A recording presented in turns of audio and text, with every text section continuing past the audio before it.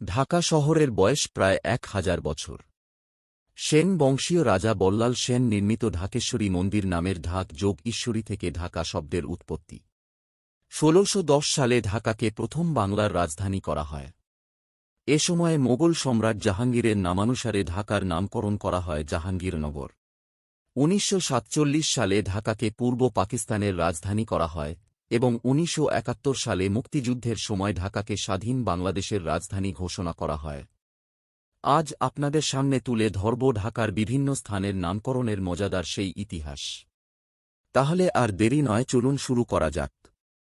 তার আগে আপনি যদি আমার চ্যানেলে নতুন হয়ে থাকেন তাহলে প্লিজ চ্যানেলটি সাবস্ক্রাইব করুন।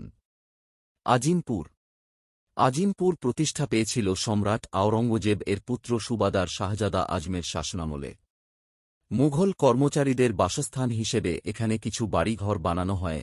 এ অঞ্চলের ইতিহাসের মতে এর প্রাথমিক নাম ছিল আজমপুর, তাই ধারণা করা হয় সুবাদার শাহজাদা আজমের নামেই আজিমপুর নামকরণ করা হয়েছে। গেন্ডারিয়া। ঢাকা শহরের একসময়কার বিখ্যাত এলাকা ছিল গ্র্যান্ড এরিয়া। তৎকালীন জমিদার ও প্রভাবশালীদের বাস ছিল বলে ইংরেজরা দিয়েছিল এমন নাম। তবে এ তত্ত্বের বিরুদ্ধমতও আছে। একসময়ে ঢাকা শহরে প্রচুর পরিমাণে আখ উৎপাদিত হতো, আর আজকের গেন্ডারিয়াতে ব্যাপক হারে আখ চাষ করা হতো। ধীরে ধীরে এভাবেই এলাকাটির নাম হয়ে যায় গেন্ডারিয়া। ওয়ারি। ব্রিটিশ ম্যাজিস্ট্রেট মিস্টার আয়ারের নামানুসারে একটি সড়ক প্রতিষ্ঠিত হয়। ধারণা করা হয় ওই ম্যাজিস্ট্রেট ভদ্রলোক আয়ারের নামানুসারে এলাকাটির নাম ওয়ারি রাখা হয়। নারিন্দা। নারিন্দা এলাকার আগের নাম ছিল নারায়ণদিয়া বা নারায়ণদী। দ্বীপের অপভ্রংশ হচ্ছে দিয়া বা তি। নারায়ণদিয়া মানে নারায়ণের দ্বীপ। নারিন্দার চারপাশে নিম্নাঞ্চল থাকায় একসময় বর্ষায় একে দ্বীপের মতো দেখাত। সেখান থেকেই এই নামের উৎপত্তি বলে ধারণা করা হয়। খিলগাঁও। প্রাচীনকালে এ জায়গার পাশ দিয়ে পাণ্ডুন্দি নামের এক নদী এঁকে বেঁকে খিলগাঁও, বাসাবো, মাদারটেক হয়ে প্রবাহিত হতো, আর এই নদীর কিনারেই গড়ে ওঠে একটি গ্রাম। পত্তন হয় কুলগ্রাম নামের এক নতুন গ্রাম। ধারণা করা হয় এই কুলগ্রামই পরবর্তীতে বিবর্তিত হয়ে আজকের খিলগাঁও এ রূপান্তরিত হয়েছে। স্বামীবাগ। ত্রিপুরালিং স্বামী নামে এক ধনী এবং রাজনৈতিকভাবে প্রভাবশালী এক ব্যক্তি এ এলাকায় বাস করতেন। তিনি সবার কাছে স্বামীজি নামে পরিচিত ছিলেন। তার নামেই এলাকার নাম হয় স্বামীবাগ। গোপীবাগ। একসময় এলাকাটি ছিল গোপীনাথ সাহা নামক একজন ধনাঢ্য ব্যবসায়ীর নিজস্ব সম্পত্তি। তিনি এখানে স্থাপন করেছিলেন গোপীনাথ জিউর মন্দির, এবং সেই মন্দিরের কিংবা তার নিজের নামানুসারেই এলাকাটির নাম হয়ে যায় গোপীবাগ। শাহবাগ। বর্তমান বাংলাদেশের ইতিহাসে একটি রাজকীয় অবস্থান দখল করে রেখেছে শাহবাগ। শাহবাগ শব্দের আভিধানিক অর্থ রাজকীয় বাগান। মুঘল সম্রাটরা এই এলাকায় একটি বিশালাকার দৃষ্টিনন্দন বাগান গড়ে তোলেন। সেই থেকে এলাকাটির নামকরণ করা হয় শাহবাগ। পরিবাগ। নবাব সলিমুল্লাহর সৎ বোন ছিলেন পরিবানু। নবাব সলিমুল্লাহ এই এলাকায় তার সৎ বোনের জন্য একটি বাগানবাড়ি গড়ে তোলেন। সেই বাগানবাড়িতেই বসবাস করতে থাকেন পরিবানু, এবং তার নামানুসারেই এলাকাটির নামকরণ করা হয় পরিবাগ। মালিবাগ। ঢাকা একসময় ছিল বাগানের শহর। বাগানের মালিদের ছিল দারুণ কদর। সে সময় মালিরা তাদের পরিবার নিয়ে যে এলাকায় বাস করতেন সেটাই আজকের মালিবাগ। কাকরাইল। রাজধানী ঢাকার খুব পরিচিত একটা নাম কাকরাইল।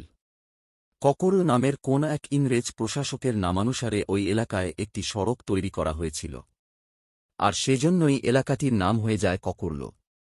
সময়ের পট পরিবর্তনে ককরল বিকৃত হয়ে রূপ নেয় আজকের আধুনিক কাকরাইলে।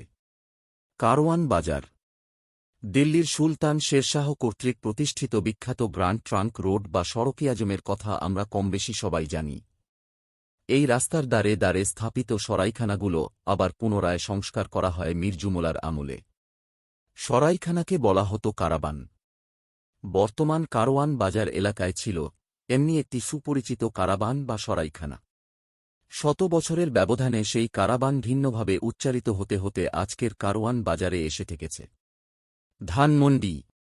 ধান কি জিনিস তা তো জানেনই সকলে, যা থেকে চাল হয়। আর মন্ডি শব্দটি ফার্সি, যার অর্থ হাট বাজার। ব্রিটিশ শাসনামলে ঢাকায় সবচেয়ে বড় ধানের হাট বসত যে জায়গাটিতে, স্থানীয়রা সেটিকে ডাকত ধানমন্ডি নামে। আর সেখান থেকেই আজকের ধানমন্ডি এলাকার নামকরণের উৎপত্তি। পিলখানা। পিলখানা নামটিও এসেছে ফার্সি ভাষা থেকে। ফার্সি ভাষায় পিল অর্থ হাতি আর খানা অর্থ জায়গা। তাহলে বুঝতেই পারছেন, পিলখানা মানে হাতি রাখার জায়গা। সাম্রাজ্যের বিভিন্ন জায়গা থেকে হাতি এনে রাখা হতো ধানমন্ডির এক এলাকায়, যেটি লোকমুখে পরিচিতি পেয়ে যায় পিলখানা হিসেবে। হাতির ঝিল। পিলখানা থেকে হাতিগুলোকে প্রথমে গোসল করানো এবং তারপর রোদ পোহানোর ব্যবস্থা করে দেয়া হতো। এজন্য হাতিগুলোকে প্রথমে নিয়ে যাওয়া হতো নিত্যস্থ ঝিলে। হাতি গোসল করত বলে ঝিলের নাম হয়ে উঠেছিল হাতির ঝিল। হাতির পুল। এলিফ্যান্ট রোডের মাঝে একটি খাল ছিল, যার উপর কাঠের পুল তৈরি করা হয়েছিল। হাতির পারাপারের জন্য নির্মিত হওয়ায় সেটিকে বলা হতো হাতির পুল। এবং তার সুবাদেই আশপাশের পুরো এলাকাটিই আজ পরিচিত হাতির পুল নামে। Elephant road. হাতির ঝিল থেকে ভালো করে গোসল টোসল করিয়ে হাতিদের নিয়ে যাওয়া হতো রমনা পার্কে রোদ পোহাতে। এরপর সন্ধে নামার মুখে রমনা পার্ক থেকে হাতিগুলোকে ফের নিয়ে যাওয়া হতো পিলখানায়। হাতিদের নিয়ে রমনা থেকে পিলখানায় যাওয়ার জন্য যে রাস্তাটি ব্যবহৃত হতো, সেটিই আজ পরিচিত এলিফ্যান্ট রোড নামে। রমনা। রমনারও কিন্তু নিজস্ব নামকরণের ইতিহাস রয়েছে। ওই এলাকায় বাস করতেন রমনাথ বাবু নামে এক বিশাল ধনাঢ্য ব্যক্তি। তিনি নিজের নামানুসারে তৈরি করেছিলেন রমনা কালী মন্দির। আর সেই মন্দিরের পাশে ছিল ফুলের বাগান ও খেলাধুলার পার্ক। সময়ের স্রোতে গোটা এলাকাটির নামই হয়ে যায় রমনা, আর পার্কটির নাম হয় রমনা পার্ক। মগবাজার।